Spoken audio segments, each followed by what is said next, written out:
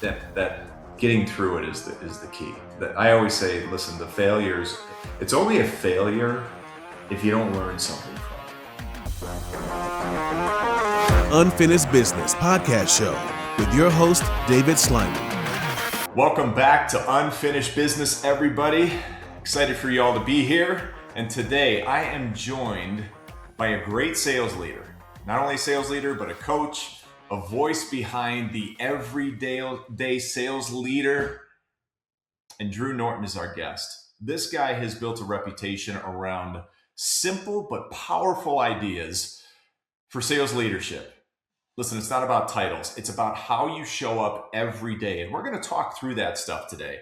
Listen, you don't have to be spectacular to be elite. What you have to do is you have to show up and you have to talk about the fundamentals. And his content is really geared around the fundamentals, helping professional leaders approach with consistency and accountability and really upping their performance. And what I appreciate about Drew's perspective is that he really doesn't overcomplicate things.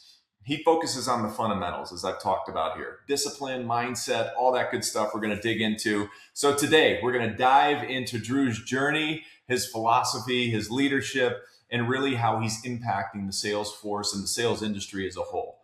So Drew, welcome to Unfinished Business. David, thank you. I'm excited and been looking forward to this. It's always fun talking to people who love sales. Absolutely, brother. So this is it. I'm going to throw the first question out there. Going to get our attention.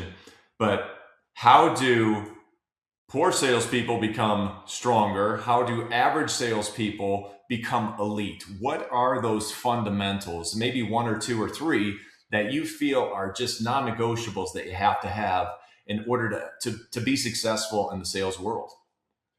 Yeah, and this might seem too simple and too easy for some listeners, but I really believe it all starts with your mindset and your beliefs about you and your product or service.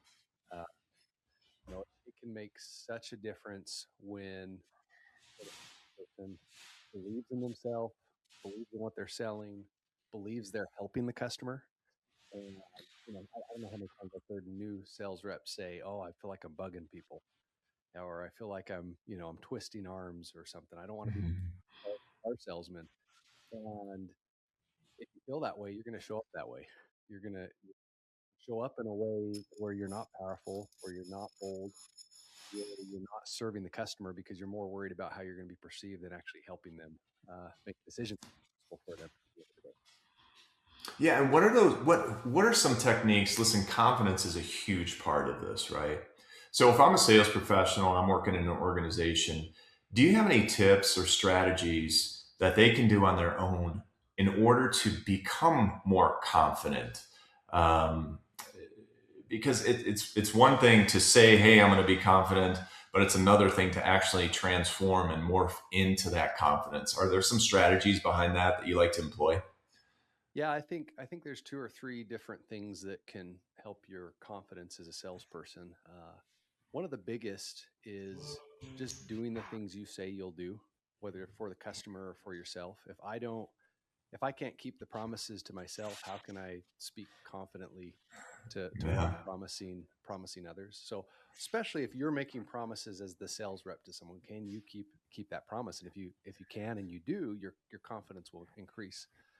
What part of why I do say I think the product is important in the company you sell for, if you're not selling Yeah. a product or service, is they've also got to back it up.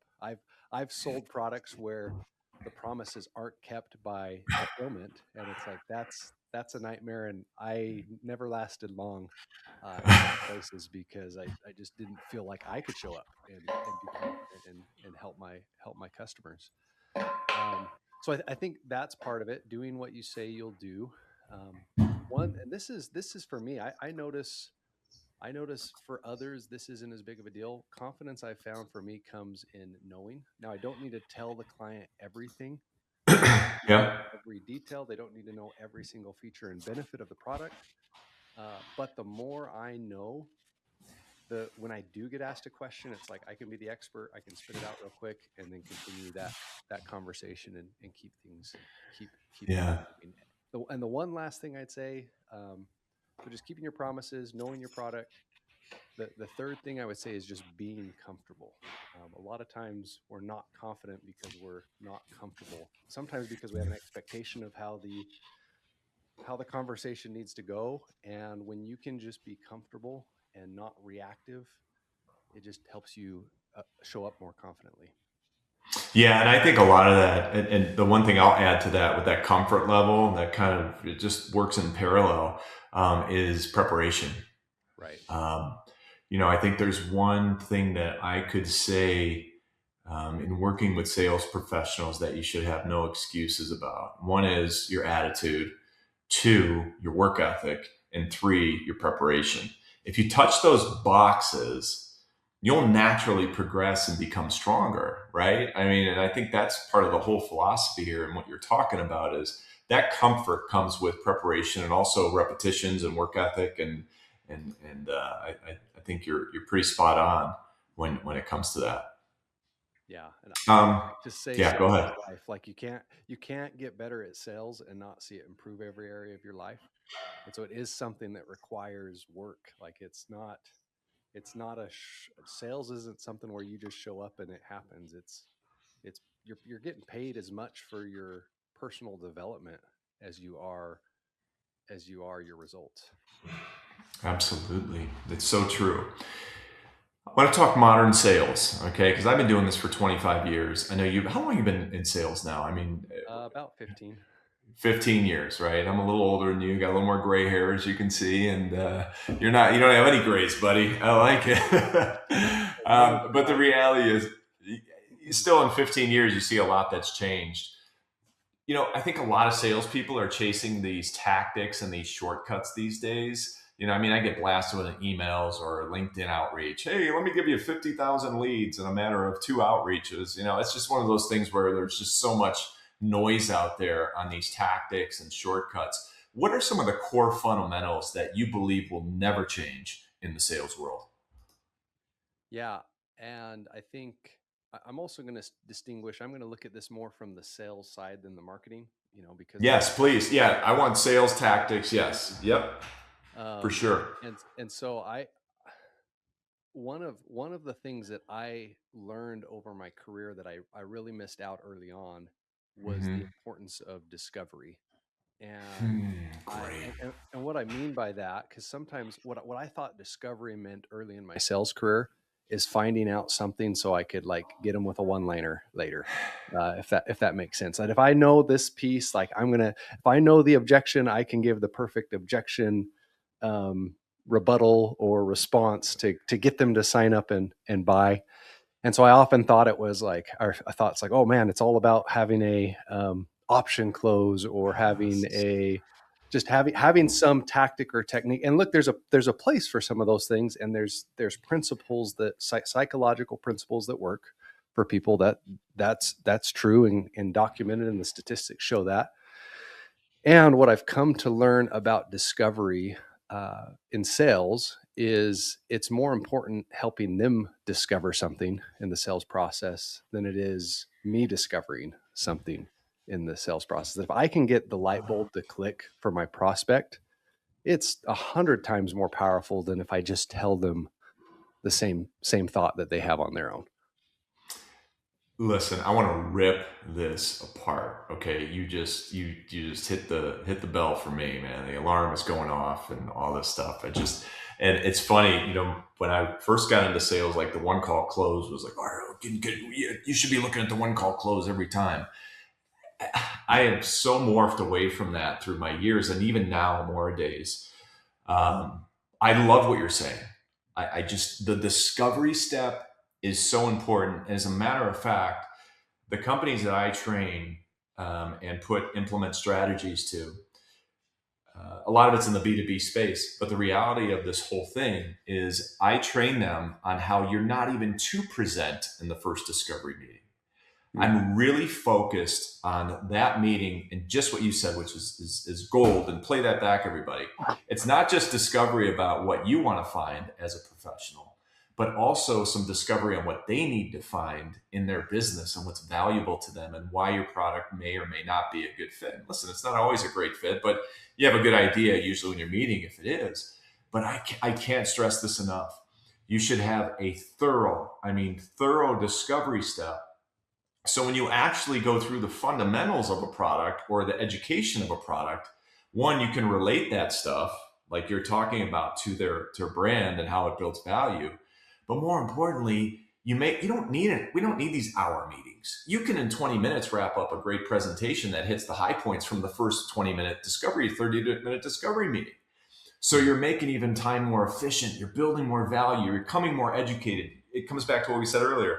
You're coming more prepared. You're more comfortable. They're more comfortable. It hits a hot button for me because I've really been on this tangent for the last, 2 or 3 years of, listen, you don't have to product vomit all over them right away in the first, just give them, you want to give them something the first meeting, this 10,000 foot view and broad strokes, but set the agenda that you're going to just understand their business, where they are, how it fits in. And then the next meeting, we're really going to deep dive our product and see what kind of solutions we can provide. And it takes the pressure off, man. Yeah. It really does. I love it. I love that perspective. So play that back, everybody. Just that last probably 5 minutes on the discovery, because it's a huge one. It's a huge one. Great, man. Great perspective.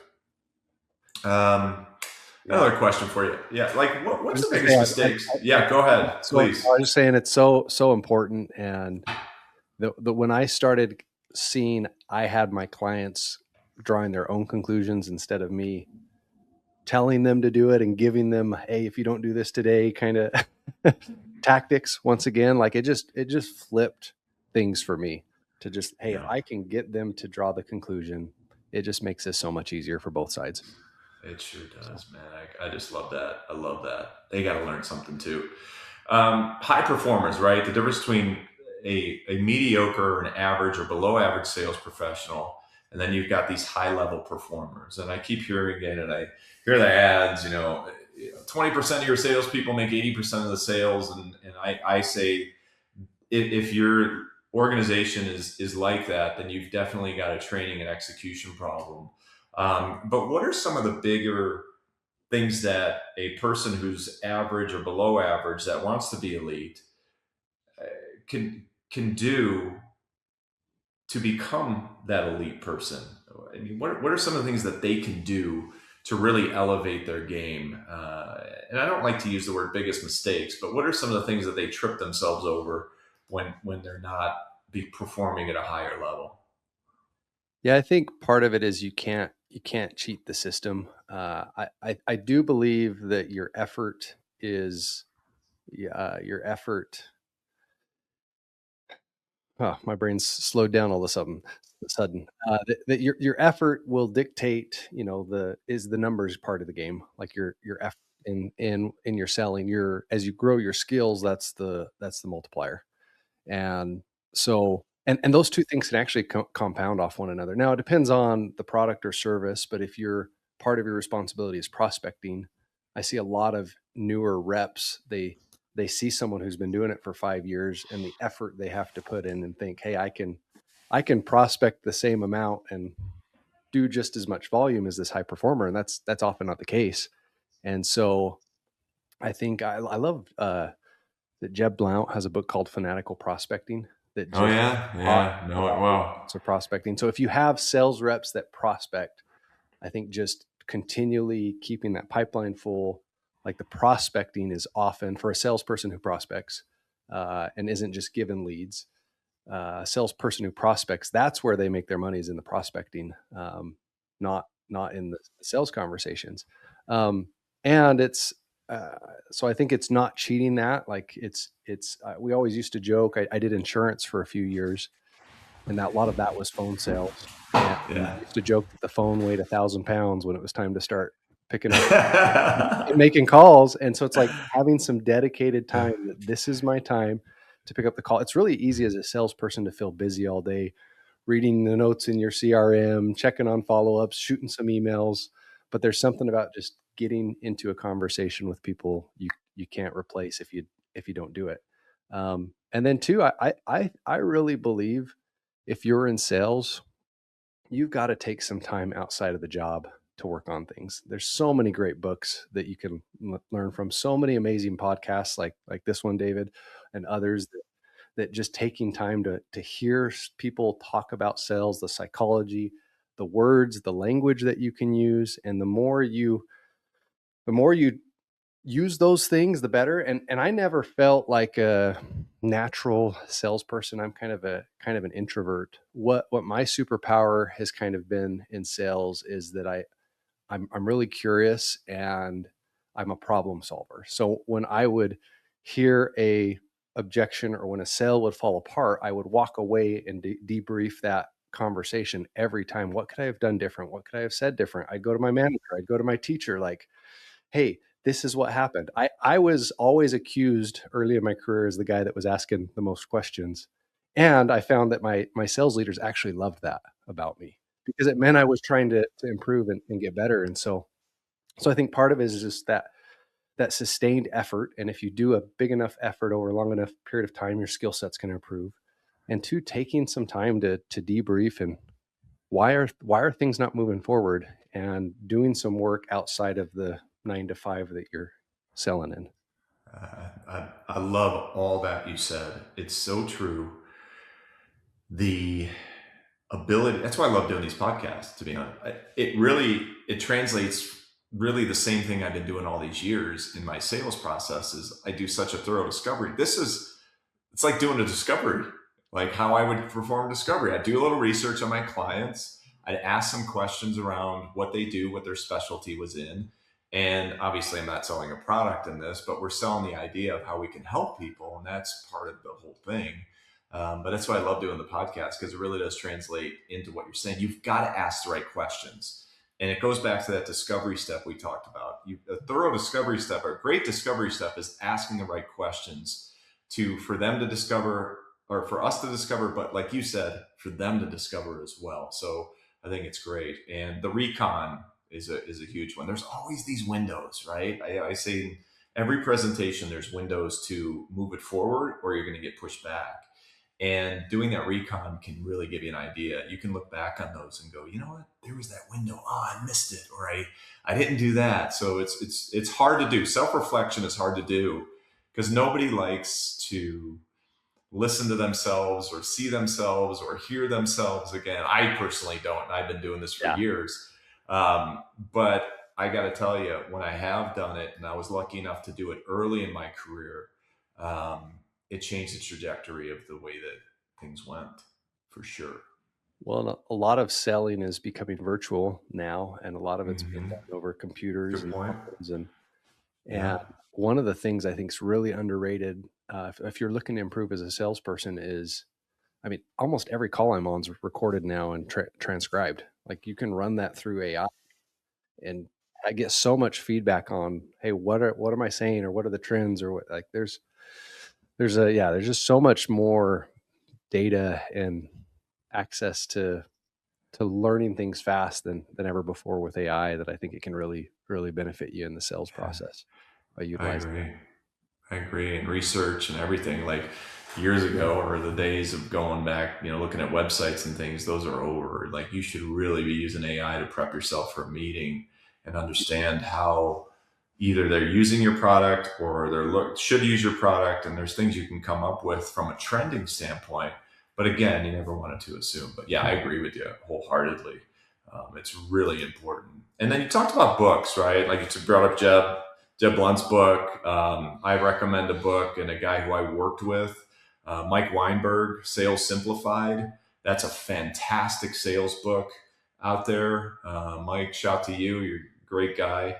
What are some other books you would recommend for maybe some salespeople who want to up their game? I don't think people view this one as a sales book, but it's one of my favorites. Never Split the Difference by Chris. Oh, great book. So good. It was one of the ones that started really helping make a big shift in the way I sold.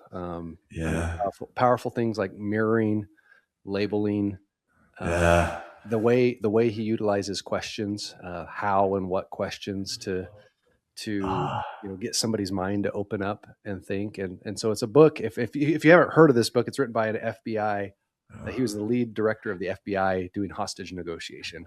And he teaches that the same things that work on the crazy people kidnapping people or work on everyday people too. And one other thing I love, and he references this from another book called Start With No by Jim Camp, but no-oriented questions. So many times, I mean, I can remember as in college being invited over for dinner with some friends, and it turns out it was a sales presentation for cookware. And every question was like, do you want your food healthy? Isn't it important to you that your food tastes good? Like all these questions where I'm saying yes, and I just felt like, I don't want to even agree with you because I know what you're doing. And I hadn't even been, I maybe had a year of sales under me at that point. And people just want to feel like they're in control and say no. So I love what he teaches about no-oriented questions and not being afraid of no. So that's one of my absolute favorites, and it's something that like you just start practicing the different parts of that book in your everyday language. It's really powerful. It is. It's a great book. It's sitting right up on the mantle up here behind me. You actually can't see it, but it's a fantastic book, and it's really powerful. And it's got some great stories in it too about when he was an FBI agent, some of the things that he had to deal with, and then he translates it in. So it's great. Let's go mindset a little bit and growth. Sales is full of rejection, right? So how do you recommend salespeople, and I'm sure this relates to you personally, but handling setbacks, how should reps really reframe failure as a whole? Yeah, great question, David. A quote I like, there's he's actually, he was a church leader, but he said, well, what you believe about yourself impacts almost every single decision that you make. And so some of the work I do is actually with men, and I've started a men's program that's not even sales focused anymore.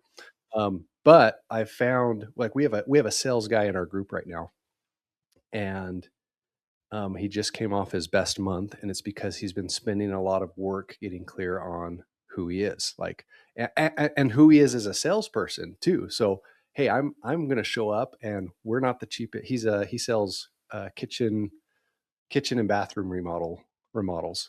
They're not the lowest price contractor, and if you're in the trades, it's often a race to the bottom as far as price goes. And so just getting really clear that like, hey, even though I'm more expensive, I'm giving someone a better service, a better product, a better experience. They get me. I'm better than a lot of the guys showing up to their house. And as he has just fully embraced that, it's allowed him to be more bold, to ask harder questions.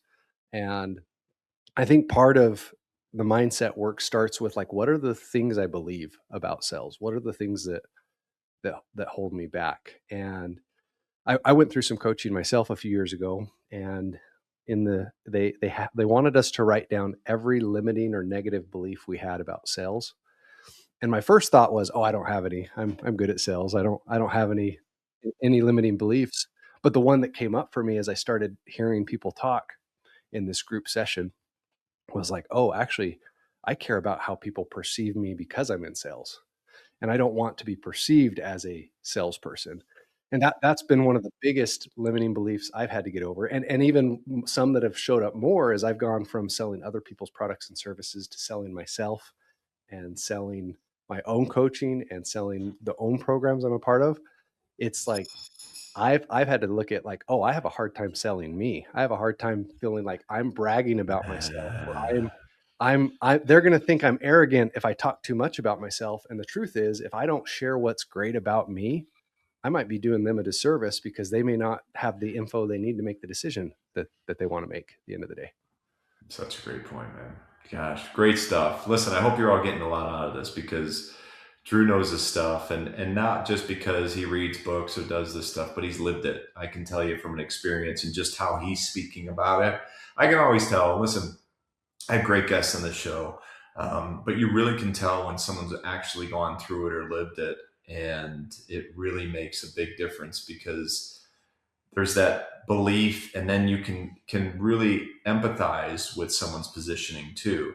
I think when people can't empathize, a lot of times either they don't have the belief or they haven't had the experience. And you can not have the experience and still have a belief, but the reality of the whole situation is that you want to that getting through it is the key. That I always say, listen, the failures, it's only a failure if you don't learn something from it.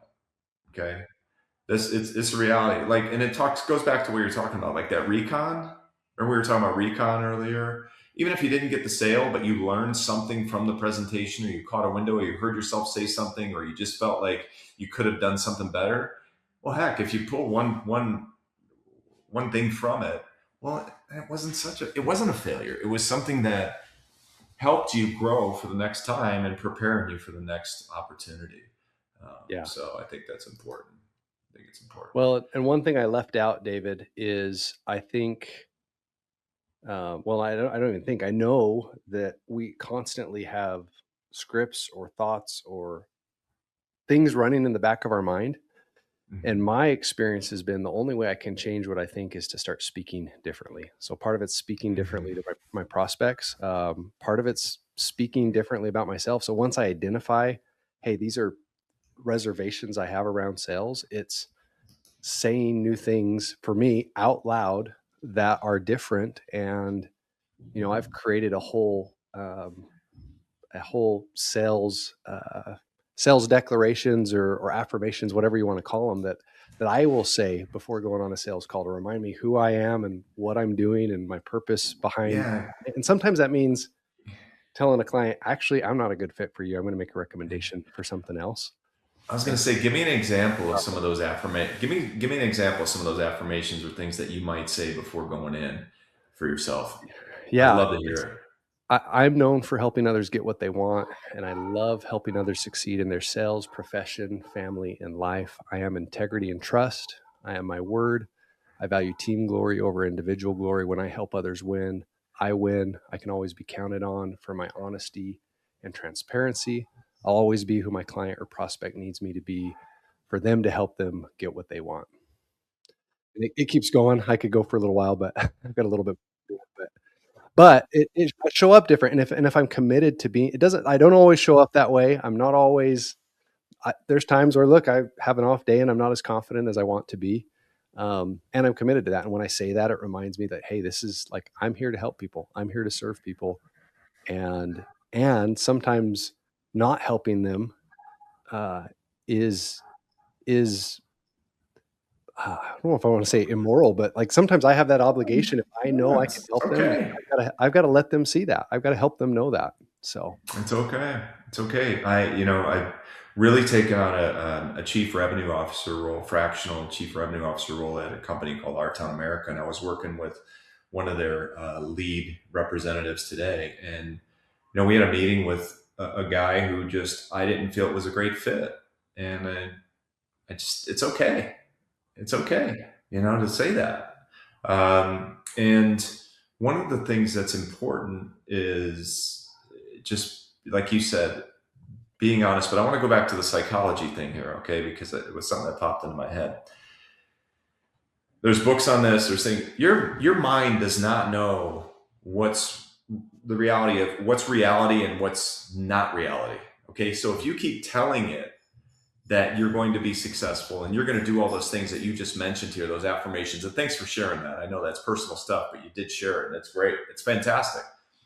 But if you're conditioning your mind that way and you're saying it, your mind doesn't know what's reality and what's not. So walking into it and you saying that, your mind is getting fed that reality.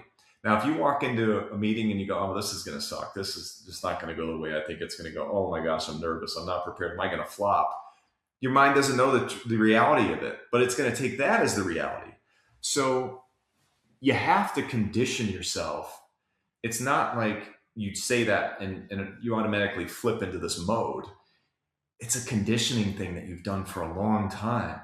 And listen, like you said, we're off some days, and some days we're spot on, right? Like we're just like, it works that way. So, but if you can still push through those thresholds where maybe a day maybe you saying that on a day where you might have been off just turned you onto a road where you're going to be on, right? And then not saying it may have put you on a road where you weren't maybe on and you just stayed not on. So all I'm saying is the conditioning is super important. It's not one time of doing it. It's the discipline of being able to do it over and over and over again, and also do it with the value and integrity that you want it to be. So I just think I really like what you're saying, and I like your conditioning. And it's funny because successful people have the same kind of fundamentals. They might do it a little bit a different way, Right. right? But everything you're talking about is really a fundamental of what successful people do. And I commend you on it, and I appreciate you sharing it. Well, I've noticed along that line, David, whether it's a sales trainer or whether it's, getting a coach for yourself, like almost all the coaches teach you to talk better about yourself out there. And then you look at the most successful people and they're all hyping themselves up, talking better and bigger and bolder about themselves every day. And I just think it's a pattern. It's a clue. So, and it feels, I will be honest, it feels weird at first to like start saying affirmations. It feels kind of funny. So I think part of it though is like I've got to make sure I address those negative beliefs first. Uh, there's a book called The Ultimate Coach, written by he's a coach named Steve Hardison. So I actually didn't write it, but it's written about him, and he talks about the problem with affirmations is sometimes it's frosting over dog crap. So I think you got to start with like, what is the real things I believe first, and why do I believe that, and getting those things written out and taking a look at those things, and maybe even forgiving yourself for feeling that way or believing that, and then, okay, this is what I'm going to choose to believe, and start saying that and acting that way and living that way. So That's great. Yeah, I think the big picture, the most important thing is to first find those what's important to you. Like, and I have my affirmations too that I say certain times a day, and I don't traditionally have a scheduled time to do it, but there's some cues that will give it to me when to do it. But it's really important that you have those, because at first I thought it was a little corny too, and now it's like if I don't do it, I'm like, oh, that's not good. Like I got to do it. Like I almost feel like not whole. So it's really an odd feeling. Listen, this has been a fantastic interview. I want to ask you a couple questions before we go here. All right. But looking ahead, how do you see sales evolving over the next few years, with AI and all the stuff we talked about? But what should sales professionals be doing? So what's going to evolve, and what should sales professionals be doing to really stay ahead? yeah, I think that relationship based selling is going to become so much more important in an age of AI. It seems like I mean, there's even, I was reading something this week that talked about how the, the algorithms in social media are changing to the less polished, the less scripted conversations are actually being pushed more and more. And I think people are starting to get a feel for, hey, this sounds like AI, or this seems like AI. And I think AI is, first off, it's incredible, and I use it every single day. And I think it's going to be play probably bigger roles in marketing. But if I've got to, for example, done a lot of work around people raising capital in real estate, and if I've got to get somebody to give me 100,000, 500,000, $1 million to invest in a big project, that's that's a conversation that's going to just become more valuable to have the skill set where AI is probably not going to get them to just make that investment overnight. And so developing relationships and just continuing to be human, and to have the skill set to be able to talk and communicate effectively, I think in industries that require that relationship is going to just become even more important. And I think there's some industries where it will be less so. Where, hey, maybe if I mean, you look at even like what Tesla has done with car sales. Like, you just go on a website and buy a car. Yeah, That's it. And I think there's going to be some things that go that way, and there's going to be others where if I'm selling something really complex and hard to understand, I want a human to help someone walk through that. Yeah, I agree. That's great perspective again.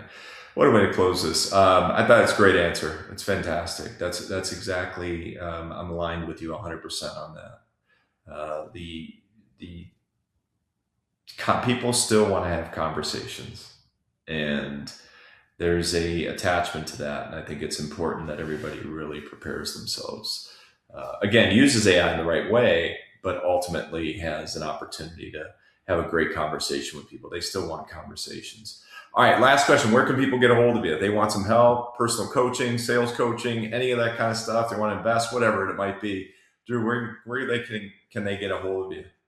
I'm pretty easy to find. If you just look for the Everyday Sales Leader, that's all the handles I'm on pretty much every major social media platform, and pretty easy to get access to. So if someone sends me a message, I'm gonna see it. So would love to help somebody if what I've talked about resonates with them. Great, man. That's awesome. Well, listen, man, I want to thank you for being on the show. This has been a fantastic conversation. I know our guests are going to get a lot out of this. So much alignment on your side and my side. And that's why I really enjoyed our first conversation and why we got together on this. So listen, everybody, wealth, health, success to all of you out there. Go get a win. I always say, go get a win. I don't care how small it is, how big it is. Just go get a win today. And we'll see you next time on the show. And Drew, thanks again for being here. We appreciate your time. It was fantastic. Yep. Thanks, David. All right, you bet. Unfinished Business Podcast Show with your host, David Sliman.